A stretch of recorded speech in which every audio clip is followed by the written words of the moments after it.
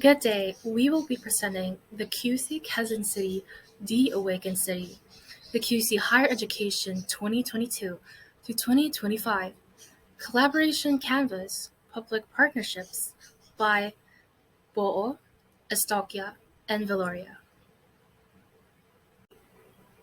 The collaboration canvas will encompass the vision and mission, the collaboration goals, the partners, the value proposition and co-ownership, the structure and timeline, the risk, the resources, progression of authorizers, the decade milestones, and the preferred future 2025 and its impacts. The vision and mission would be Quezon City as the first awakened city of the world. The group envisions the higher education of Quezon City to be the forefront of futures thinking and its students to be active nation builders. The mission includes inclusive, innovative, and equitable higher education in Quezon City. So for the collaboration goals, there would be different problems that we may be facing in achieving our vision and mission. Of course, the first is the ever-changing political climate that we have in higher education. The futures thinking illiteracy or the lack of futures thinking course inside higher educations, we wish to bridge this gap and accommodate these changes through futures thinking courses. And our lack of common vision for Quezon City itself is a very important factor, as this points to the direction of where we could go with higher education.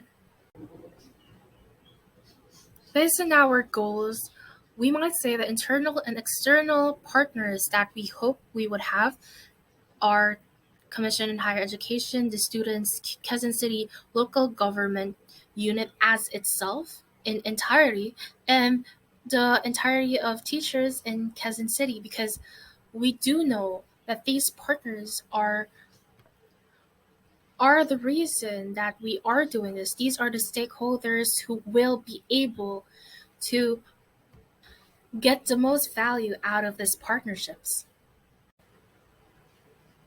Furthermore, we will be looking at the value proposition and co-ownership. Now, our partners would have goals by themselves. Universities and colleges' goals is to provide the nation with competent graduates. Either they join the workforce or they contribute to economy in general. What we may be able to give to these universities and college is to create futures thinking literate graduates.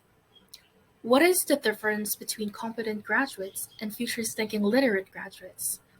These graduates, once they get into the workforce, they will be able to look at these problems eye to eye and be able to think their way out of any problems, regardless of what circumstances they may be. Future thinking literate graduates are able to be resilient, whatever life may face them. For CHED, our Commission of Higher Education, the main goal of CHED is to maximize the education budget which they have been allocated and is responsible for higher education in the national level.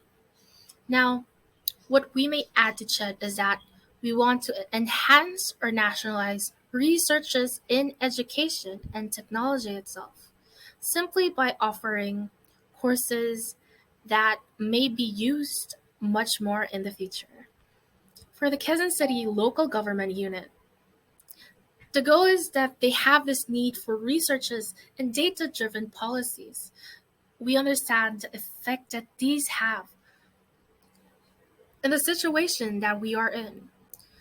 The need for scientifically backed and data-driven policies is the basis for good governance itself. Now, through these collaborations, we are able to take researches that we have from students who are in universities and colleges and to use this as the basis of the manpower for a futures thinking and a future driven policy. Basically, we're going to have a from the ground training which will be able to be used by the local government unit itself. Now, for the students, the reason for education is to honestly just alleviate themselves from poverty. or the need for job opportunities once they graduate. The goal on which we may be able to provide for the value to these students is to be able to do that while in college, but also to make an impact, whether through whatever source and through whatever way they want.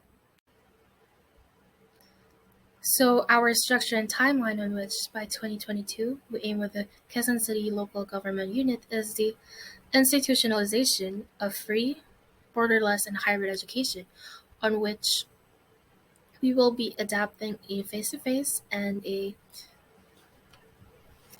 online mode of education. By 2023, with collaboration with Chet, we will be having a higher budget and funds for ICT infrastructure for the hybrid education in Quezon City, and with the allocation of gadgets and stipends for those who are in need of these.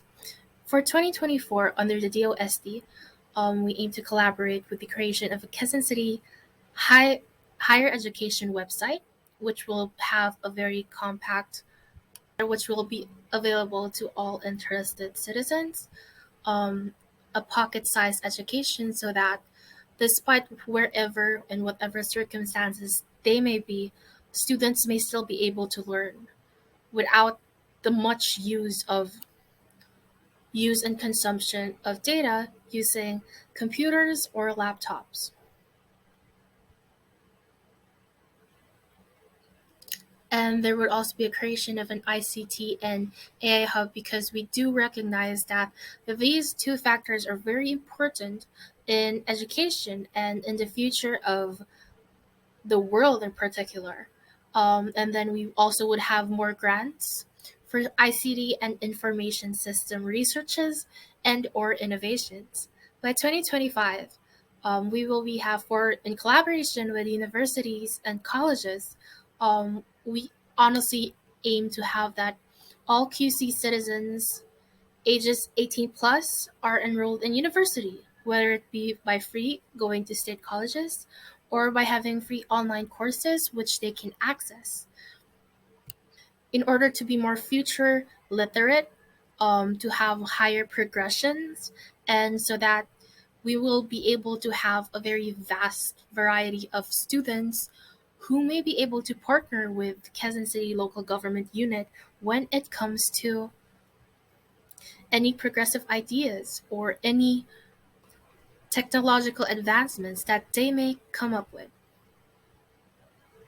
And by 2025, we plan to have a somewhat halfway awakened city on which we are able to give all Quezon City residents equal access, a higher accessibility rate, lower dropout rates in colleges, higher employment rates, and higher nation building skills for these students themselves.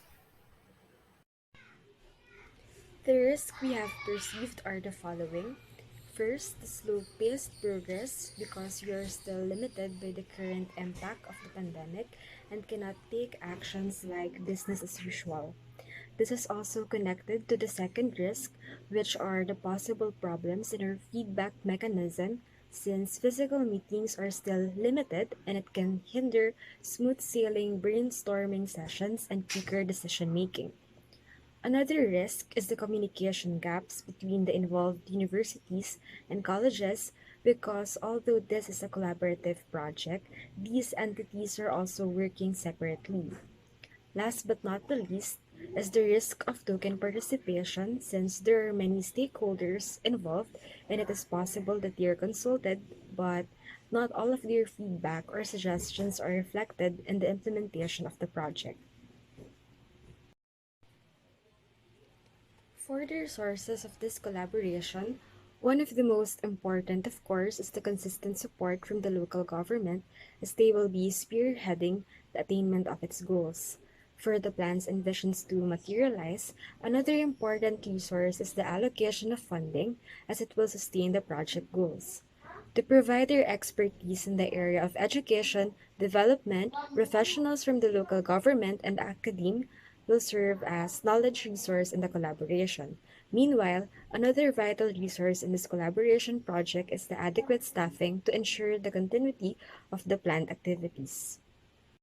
Now, for the progression of authorizers, it will be spearheaded by the Quezon City LGU in collaboration with UP National College of Public Administration and Governance, together with the UP College of Education, for the formulation of the goals and to lay its foundations.